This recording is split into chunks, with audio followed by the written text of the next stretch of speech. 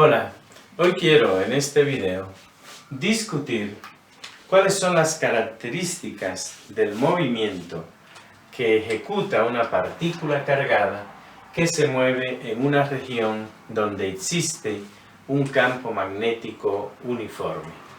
Bien, para ejemplificar eso veamos primero cualitativamente el siguiente diagrama. Aquí en esta gráfica he mostrado con cruces un campo magnético uniforme que lo que quiero representar es que entra hacia el plano del pizarrón. Y desde la izquierda se acerca una partícula cargada con una cierta velocidad v. La pregunta es, ¿cómo es el movimiento de esa partícula cargada que se mueve inicialmente en línea recta cuando llega a esta región donde existe, como he señalado, un campo magnético uniforme de intensidad V? Bien, cuando esa partícula cargada llega a esa región, si la partícula es una partícula cargada positivamente, lo que va a suceder es que al llegar aquí va a experimentar un movimiento hacia arriba. Eso es si la partícula tiene una carga positiva. ¿Y por qué es así? Porque nosotros sabemos que la fuerza magnética que actúa sobre una partícula cargada en movimiento está dada como QV cruz V. Por tanto, si la carga es positiva, cuando yo multiplique la carga, que es un escalar positivo, por la velocidad, me da esta parte un vector que tiene el mismo sentido que el vector velocidad, es decir, que apunta hacia la derecha. Entonces, por la regla de la mano derecha, entonces vamos a tener el vector QV por velocidad que va hacia la derecha, el campo magnético que entra al plano del pizarrón, la fuerza magnética apunta hacia arriba y hace que una partícula, reitero, cargada positiva en ese campo magnético ejecute un movimiento circular en sentido contrario a las manecillas del reloj. Si la partícula es negativa, lo que va a hacer entonces es moverse hacia abajo, es decir, va a describir una trayectoria circular en el sentido de las manecillas del reloj. Esto es para una partícula negativa. ¿Por qué? Porque cuando Q sea negativo, el producto de Q por el vector velocidad da un vector en sentido opuesto. Entonces, como si el vector Q por V va hacia la izquierda, el campo magnético entra, la fuerza magnética va hacia debajo. Lógicamente está de más decir que si la partícula que entra ahí es una partícula que no tiene carga, ella seguirá una trayectoria completamente recta, es decir, no es afectada por el campo magnético. Esa es la forma como una partícula cargada se mueve en una región donde hay un campo magnético uniforme. Ahora veamos a ver esto cuantitativamente. La fuerza magnética tiene dos propiedades. La primera propiedad que tiene la fuerza magnética es que esa fuerza es siempre perpendicular al vector velocidad. Esa es una propiedad que ella tiene. Y la segunda propiedad que tiene la fuerza magnética es que esa fuerza no modifica la rapidez de la partícula, es decir, el módulo del vector velocidad. Cuando una fuerza, cualquiera que esa sea, en este caso es de naturaleza magnética, pero no importa la naturaleza, cuando una fuerza tiene esas dos características, que es siempre perpendicular al vector velocidad y no modifica el módulo de ese vector, esa fuerza actúa como lo que llamamos una fuerza centrípeta. Una fuerza centrípeta es justamente una fuerza que obliga a un objeto a moverse en una trayectoria circular. Y como no está modificando la magnitud del vector velocidad, entonces ese objeto describe un movimiento circular uniforme. Veamos entonces cuantitativamente lo que tenemos. Si nosotros escribimos el módulo de la fuerza, el módulo de la fuerza lo puedo escribir como QV por V, en el caso en que la fuerza tenga su máximo valor. Porque si yo considero que la velocidad es perpendicular al campo magnético, justo como el ejemplo que he señalado acá. Entonces el ángulo entre ellos es 90 grados, el seno es 1 y por tanto esto me da el máximo valor. Ahora, notemos que el módulo de la fuerza que actúa sobre una partícula cargada positiva es igual al que actúa en módulo sobre una partícula cargada negativa. La única diferencia es que una se mueve en sentido contrario a las manecillas del reloj y la otra se mueve en el sentido de las manecillas del reloj. Pero en intensidad la fuerza es la misma. Para evitar eso entonces, si la carga es positiva o negativa, voy a considerar aquí, a poner la carga, el valor absoluto. Ese es el módulo de la fuerza magnética. Pero esa fuerza magnética actúa como una fuerza centrípeta. Por tanto, este valor de la fuerza magnética lo puedo igualar a mv² sobre r, porque así es la forma como calculamos una fuerza centrípeta. De esto que tenemos aquí, yo puedo ver entonces que puedo eliminar una v de ambos lados para que me quede que Q, el valor absoluto de la carga por la intensidad del campo magnético es igual a mv sobre r.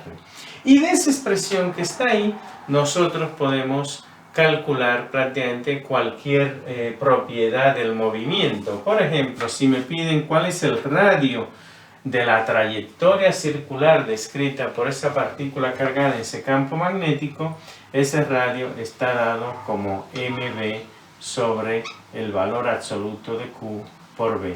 Nótese que el radio es directamente proporcional al momentum de la partícula. mv es justamente el momentum de la partícula. Si me piden determinar cuál es, por ejemplo, la velocidad de esa partícula, estoy hablando de la velocidad tangencial, entonces la velocidad de esa partícula viene dada como el valor absoluto de Q por la intensidad del campo por R, vamos a ponerlo bien aquí, por R entre M.